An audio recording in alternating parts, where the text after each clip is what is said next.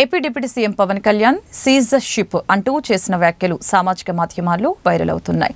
దీనికి సంబంధించిన వీడియోలని జన సైనికులు, పవన్ అభిమానులు విపరీతంగా లైక్ చేసి షేర్ చేస్తున్నారు.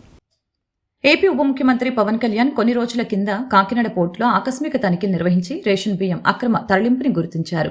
ఆయన కాకినాడ నుంచి ఆఫ్రికా వెళ్తున్న స్టెల్లా అనే నౌకని పరిశీలించారు.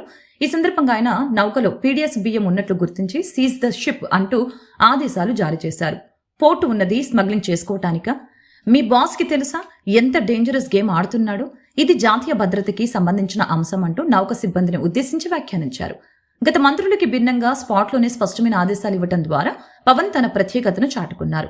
కాగా పవన్ సీజ్ ద షిప్ అంటూ చేసిన వ్యాఖ్యలు సామాజిక మాధ్యమాల్లో వైరల్ అవుతున్నాయి. దీనికి సంబంధించిన వీడియోలను జన సైనికులు, పవన్ అభిమానులు విపరీతంగా లైక్, షేర్ చేస్తున్నారు. అటు పవన్ ఆదేశాలతో అధికార యంత్రాంగంలో కదలికలు వచ్చాయి. కాకినాడ పోర్టు నుంచి రేషన్ బియ్యంతో తరలి వెళ్తున్న నౌకని అధికారులు సీజ్ చేశారు.